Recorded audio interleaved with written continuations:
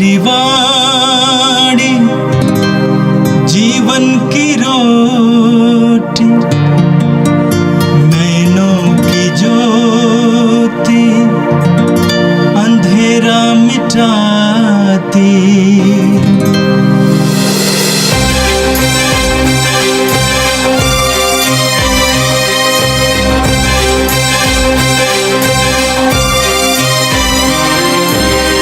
प्रभु तेरी वाणी जीवन की रोटी, नैनों की ज्योति अंधेरा मिटाती। प्रभु तेरी वाणी जीवन की रोटी, नैनों की ज्योति अंधेरा मिटाती।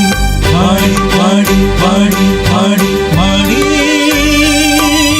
पवित्र है, शाश्वत है, जीवन का मन्ना है।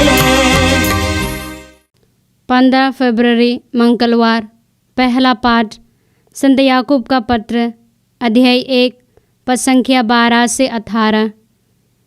धन्य है वह जो विपत्ति में दृढ़ बना रहता है, परीक्षा में खरा उतरने पर उसे जीवन का वह मुकुट प्राप्त होगा जिससे प्रभु ने अपने भक्तों को देने की प्रतिज्ञा की है। प्रलोभन में पड़ा हुआ कोई भी व्यक्ति यह ना कहे कि ईश्वर मुझे प्रलोभन देता है। ईश्वर ना तो बुराई की प्रलोभन में पड़ सकता और न किसी को प्रलोभन देता है। जो प्रलोभन में पड़ जाता है वह अपनी ही वासना द्वारा बहकाया जाता है।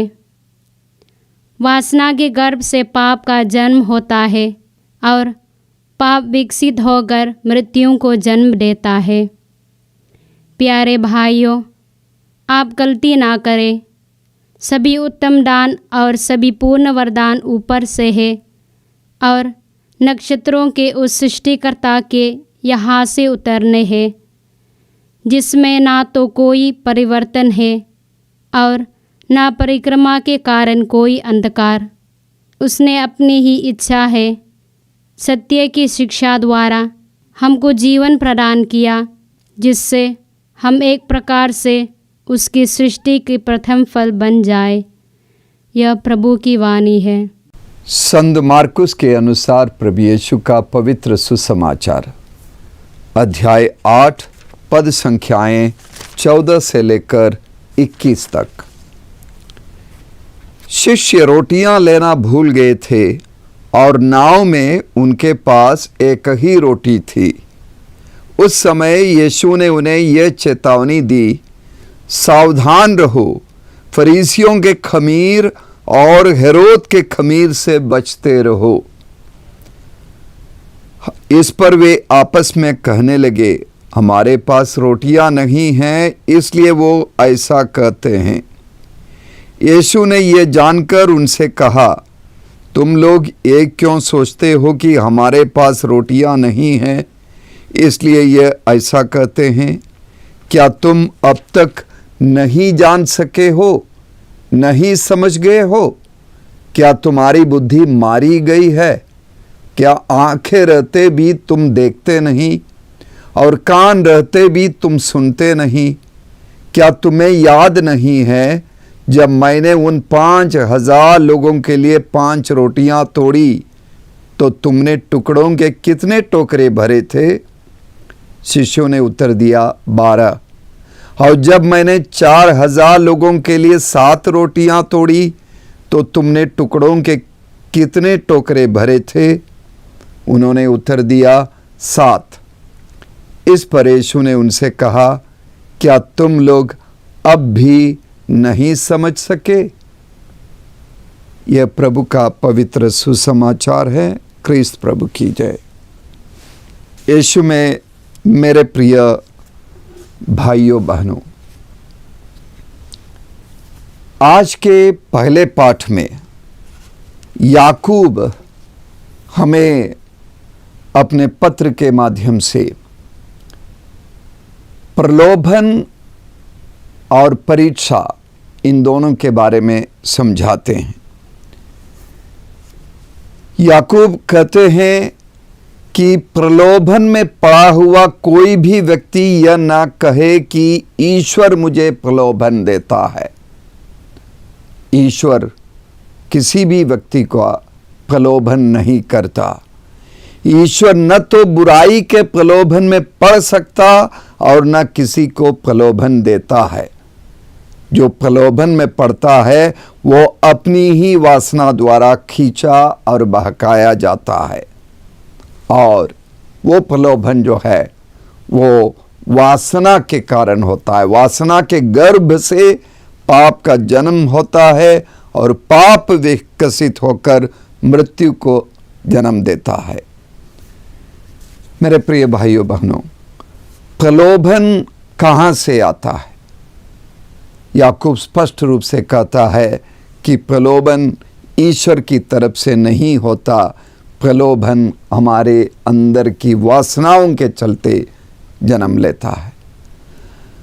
प्रलोभन और परीक्षा ये दोनों अलग अलग बातें हैं, दोनों में बहुत फर्क है। ईश्वर हमारी परीक्षा लेता है, प्रलोभन नहीं देता। प्रलोभन का अर्थ है पाप की ओर हमें आकर्षित करने वाली चीज, और पाप ईश्वर की दृष्टि में बुरी चीज है, और इसीलिए ईश्वर हमें पाप की ओर कभी आकर्षित नहीं करेगा। लेकिन ईश्वर एक अच्छे शिक्षक की तरह, एक अच्छे अध्यापक की तरह हमारी परीक्षा लेता है। जो छात्र लोग हैं जिन्होंने स्कूलों में अपनी पढ़ाई की, कॉलेजों में अपनी शिक्षा जिन्होंने ग्रहण की, वे लोग जानते हैं कि जब तक परीक्षा नहीं होती पढ़ाई की गंभीरता नहीं होती, और पाठ को अच्छी तरह समझने में परीक्षा हमारी मदद करती है, और परीक्षा हमें परिपक्व बनाता है। याकूब के इसी पत्र के इसी अध्याय के 4 पद पर लिखा है, धैर्य को पूर्णता तक पहुंचने दीजिए, जिससे आप लोग स्वयं पूर्ण तथा अनिंद्य बस जाएं और आप में किसी बात की कमी नहीं रहे। हमें पूर्ण बनाने के लिए और हमें अनंत जीवन के लिए तैयार रखने के लिए और हमारे अंदर किसी भी प्रकार की कमी ना होने के लिए ज़रूरी है कि हमारी परीक्षा हो और हम परखे जाएं और हम खरे उतर जाएं। जीवन का हर अनुभव एक परीक्षा है, और परीक्षा के माध्यम से हमारी बुद्धिमानी बढ़ती है, हम और ज्ञानी बनते हैं। अय्यूब के जीवन में ईश्वर ने अय्यूब को प्रलोभन नहीं दिया, अय्यूब की परीक्षा ली और अय्यूब उस परीक्षा में बिल्कुल खरे उतरे। सभी संतों के जीवन में परीक्षाएं आई, स्वयं यीशु के जीवन में यीशु ने परीक्षा का सामना किया, और यीशु ने बड़ी चतुरता और बुद्धिमत्ता से, बड़ी बुद्धिमानी से उन सारे संकटों का समाधान निकाल लिया। और ईश्वर के प्रति हमारी विश्वस्तता, ईश्वर के प्रति हमारी वफादारी, ईश्वर के प्रति ईमानदारी का एक माध्यम है परीक्षा। जबकि हमारे अंदर शैतान वासनाएं डालकर हमें प्रलोभन देता है, और शैतान कभी हमारे अंदर प्रवेश करके इस तरह मजबूर कर देता है। ऐसे समय पर हमें निर्णय लेना है कि हम ईश्वर के साथ हैं या हम शैतान के साथ हैं। यदि हमारी जीत होती है इस तरह के प्रलोभन में, तो ये ईश्वर के प्रति हमारी वफादारी का परिचय होगा, ये ईश्वर के प्रति हमारी विश्वस्तता का सबूत होगा। प्रलोभन अपने आप में पाप नहीं है, चाहे प्रलोभन जितना भी हिंसक हो, जितना भी लंबे दौर का हो, वो पाप नहीं। लेकिन प्रलोभन एक कठिन कार्य है जिस पर हमें जीत पाने की ज़रूरत है। वो जीत जब हम पाते हैं, हम जीवन पर जीत पाएंगे। प्रभु से हम प्रेम करने वाले बन जाएं और प्रभु से प्रेम करने वालों के लिए तैयार किए गए मुकुट के हम हकदार बनेंगे। यीशु में मेरे प्रिय भाइयों बहनों, आज सुसमाचार में हम सुनते हैं कि यीशु अपने शिष्यों के साथ नाव में सफ़र करके कैसरिया फिलिप्पी की ओर यात्रा कर रहे हैं।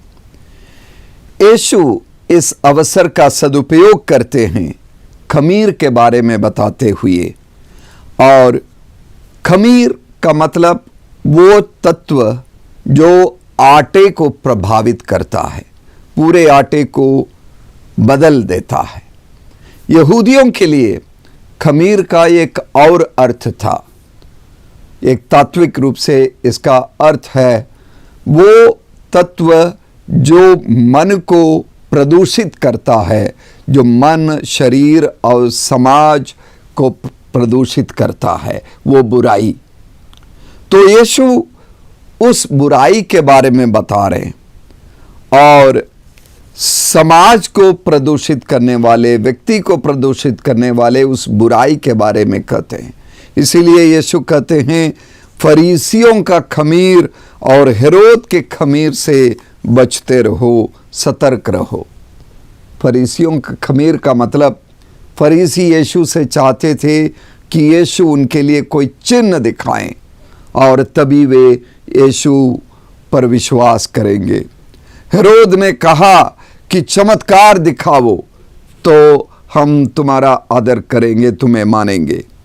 तो ये जो सोच है उसके खिलाफ यीशु अपने शिष्यों को सतर्क कर रहे हैं।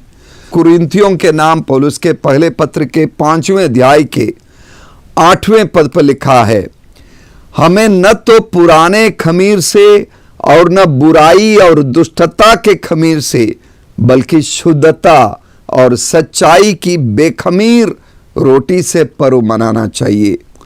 बुराई और दुष्टता के खमीर के बारे में पौलुस कहते हैं और यीशु भी वही चीज़ कह रहे हैं कि मन में बुराई और दुष्टता ये खमीर की तरह कार्य करता है, हमारी सोच को बदल देता है, हमारे कार्यशैली को बदल देता है, हमारे व्यवहार को बदल देता है और इससे सतर्क रहने की ज़रूरत है। फरीसी इस तरह का व्यवहार करते हैं, हेरोद भी इस तरह का व्यवहार करता है और ये सत्य के मार्ग में आगे बढ़ने से रोकने वाली चीज़ है। इसीलिए पौलुस गलातियों के नाम अपने पत्र के 5वें अध्याय के 7 से लेकर 9 तक वचन में कहते हैं, आप लोग अच्छी प्रगति कर रहे थे, आपको किसने सत्य के मार्ग पर आगे बढ़ने से रोका? उस व्यक्ति ने जो भी तर्क दिया हो वो तर्क ईश्वर की ओर से नहीं आया जो आप लोगों को बुलाता है। याद रखें, थोड़ा सा खमीर सारे सने हुए आटे को खमीर बना देता है। पौलुस किसी ऐसे व्यक्ति के बारे में बता रहे हैं जिन्होंने कुछ ऐसा कुतर्क देखकर लोगों के विश्वास को विचलित कराने का प्रयास किया और इसलिए कहते हैं, याद रखें, थोड़ा सा खमीर सारे सने हुए आटे को खमीर बना देता है। माने सब कुछ बदल जाएगा। एक व्यक्ति भी आपके अंदर बुरी सोच, बुरा विचार डाल सकता है, आपको विचलित कर सकता है।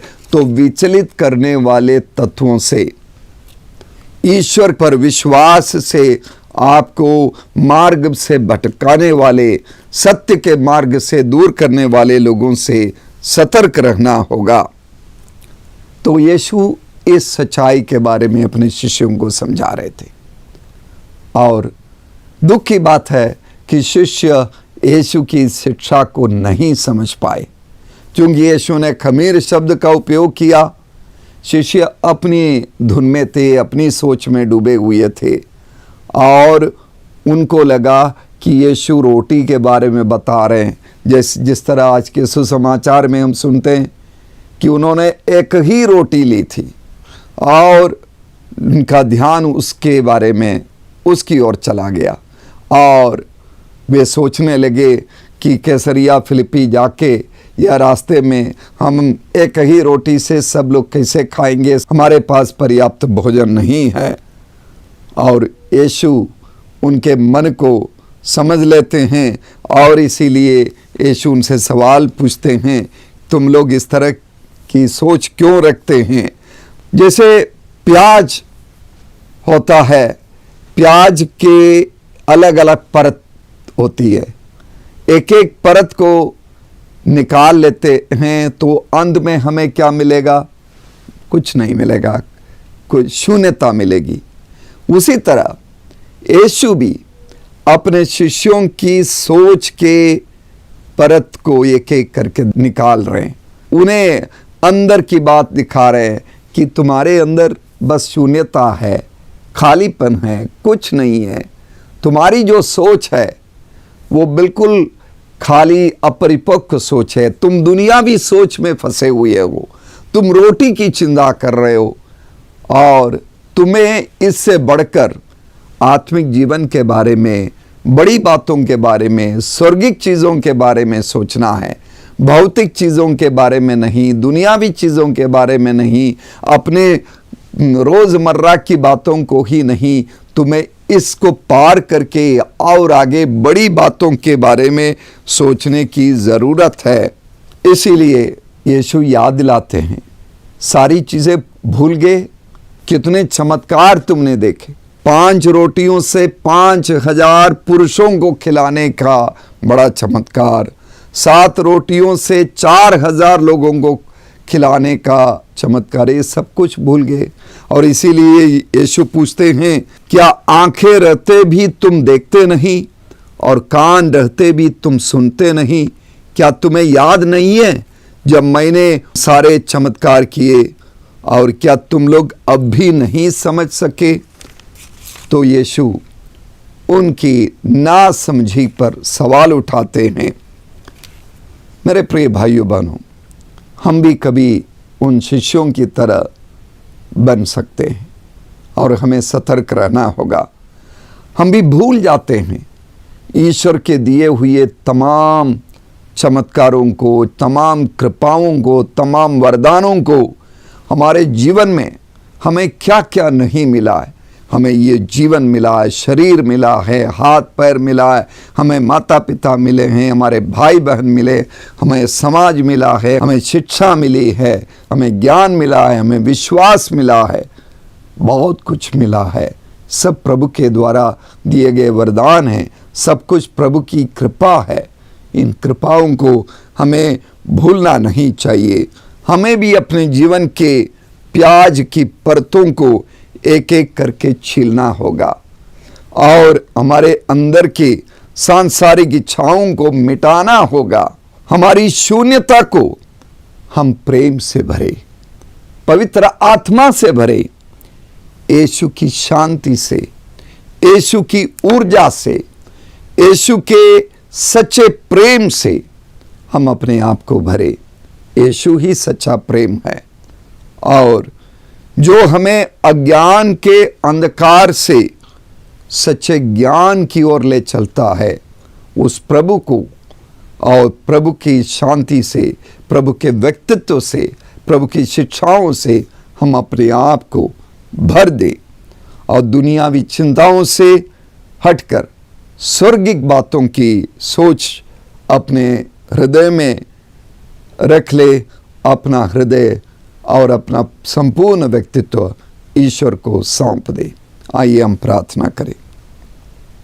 सर्वशक्तिमान प्रेमी पिता ईश्वर, हम तेरी कृपाओं को याद करते हैं।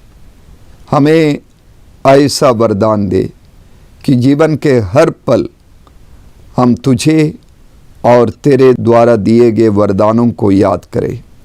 हम इन बातों को कभी ना भूलें और प्रतिदिन जीवन में आने वाले सुख और दुख को, जीवन में आने वाले हर उत्पीड़न को, तकलीफ़ों को, संकटों को हमें अपने विश्वास में और परिपक्व बनाने वाले तत्व मानकर, हर परीक्षा को तेरे द्वारा दिए गए वरदान समझकर हम स्वर्गिक बातों के बारे में सोचे और इस स्वर्ग की ओर यात्रा में हम और परिपक्व बने और उनको भी परिपक्व बना सके।